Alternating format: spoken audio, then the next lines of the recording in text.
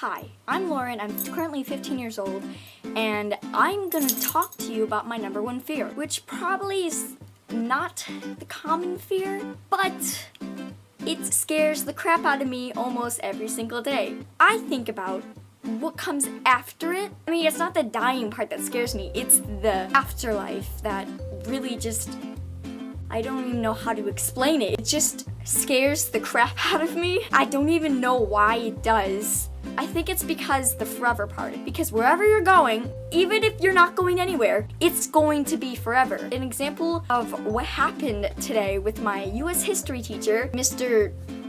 Bob. I literally was freaking out the entire class. I was getting cold sweats. My cheeks were turning so red. If you touched them, they would be white as snow. I started freaking out because he was talking about World War I and how somebody died. And death relates back to death, and death goes into the afterlife, and I started freaking out. So I guess I'm not normal by thinking about death in the afterlife at 15. But for my 15 years, and it's very minimal compared to an old, wise person, I honestly believe that my number one fear is the inevitability of the afterlife.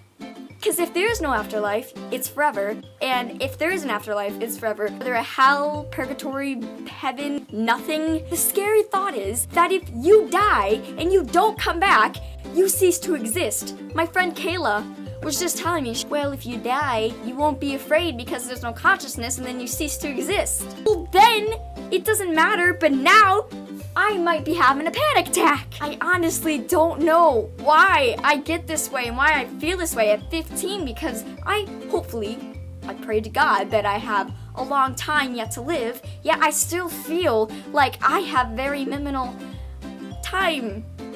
Does that make sense? You only have one life to live. You gotta live it, right? YOLO. You only have one life to live. Live it to your best and full extent. I'm only 15 and I am freaking out about what I'm gonna do with the rest of my life. Well, technically, isn't that half an existential crisis? What's half of 1/4? I'm having a 1/8 crisis.